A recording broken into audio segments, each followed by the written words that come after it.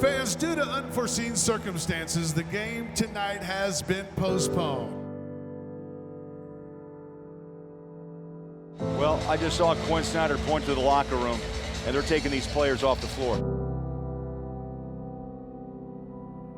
Seems like yesterday, us being in Oklahoma City and going through what we had to go through. To be honest with you, I was really shook. I was scared. I haven't been scared like that in a while. We opened the broadcast that night saying this will be the last time that we play an NBA game in front of fans for some time.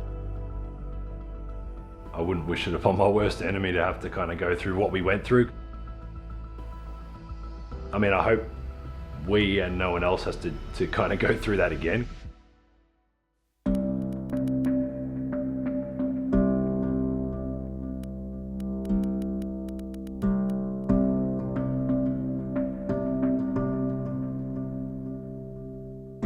We started getting word that there might be a concern, might be an issue, and so at that point, we kind of rallied the troops and started discussing, all the different scenarios that could take place. Our management and the Thunder management had been in close communication throughout the day, because we felt it was incumbent upon us to make them aware of the situation. This could be a possibility. There were just so many unknowns. It was really hard to know what was coming. There was so much chaos surrounding all the things we didn't know, and that created a lot of unease and unrest. It was my job, during that stretch to try to communicate with everyone, whether it be the broadcast group down the hall, the players, our staff, and there were just continual updates about what the next hour would look like. Quinn walked in behind us and told us just to relax, and then said he wanted to inform us that Rudy was being tested. And I thought, wow, this is really hitting close to home.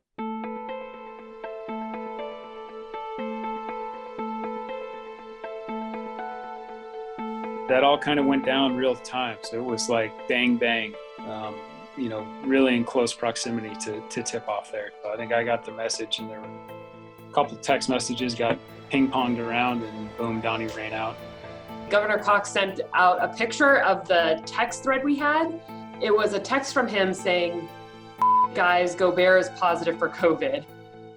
That night, I talked to Rudy specifically. He had a couple of close contacts that had visited him. That was the first step of the investigation was, okay, how many people are we talking about here? And how far spread is this? And luckily we were able to nail down a specific timeline.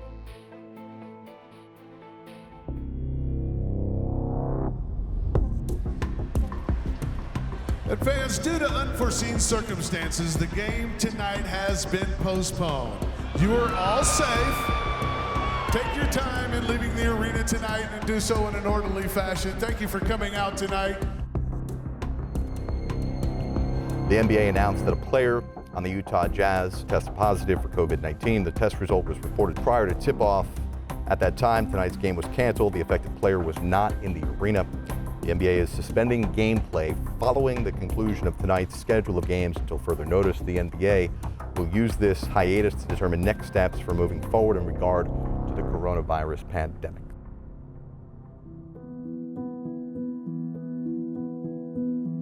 Their exact rooms were not available.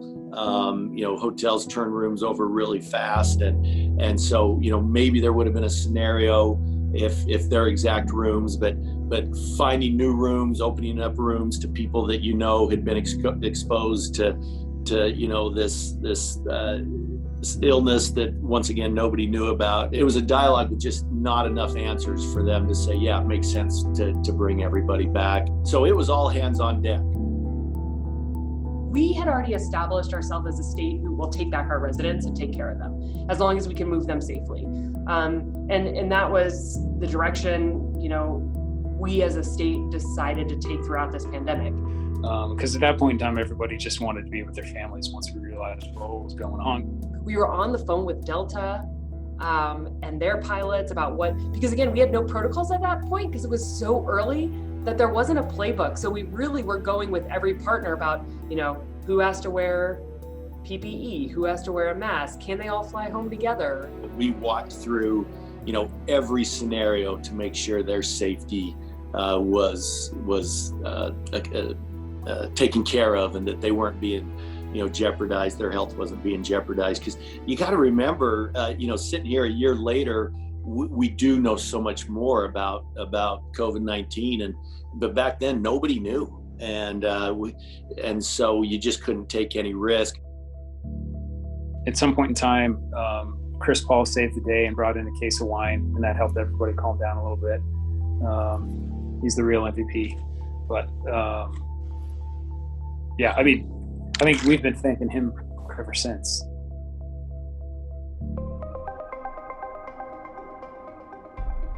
At that point in time, the role was to keep everyone calm, fairly quiet in there for a period of time.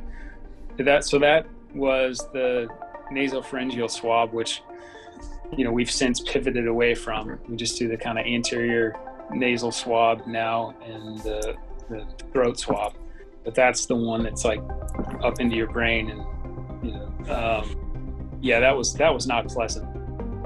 Everyone was sitting in a room and you could see everyone get tested, and the first person who got tested had a pretty interesting reaction to it, and the rest of the group was like, oh man, we gotta all go through this. That was one of the first phone calls that I got, and I probably called her. I was probably calling her up until 3 a.m. in Salt Lake City, and she answered the phone every single time, and she was extremely helpful, and she was like, no, we're gonna get you guys home, and you guys can come home, and don't be concerned. We'll get you here. We'll explain what 14 days quarantine looks like.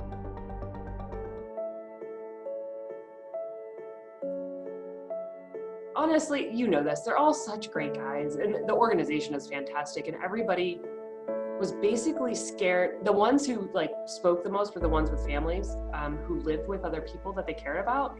At that point, we didn't have any answers that were really satisfactory, and so a lot of angst from those players. But there was mostly a lot of questions about how they might potentially infect someone they care about. The biggest benefit we got from the Jazz response, if we want to call it that, was how awesome the Jazz organization was at being examples of following the public health guidelines. They really modeled it. So they were the first ones in our state to really have to quarantine and isolate in a really public way. And the fact that they were able to do it so well and so publicly, right, to not practice, not do their job, basically, I think really helped set the tone for the rest of our state of, look, this is important, and we need to follow the public health guidelines to get through this in one piece. So in a sense, we were, I know not lucky for the Jazz, but for us, we were lucky to have that happen and have that as an example. Those few weeks, those few months were really tough. And, I was, able to get through it. And, with the help, obviously other people around me, my family, and, the people that are there for me. And, I'm just blessed. Everything you go through in life, I think either makes you or breaks you. When you're able to handle it and grow from it, that's what life is about.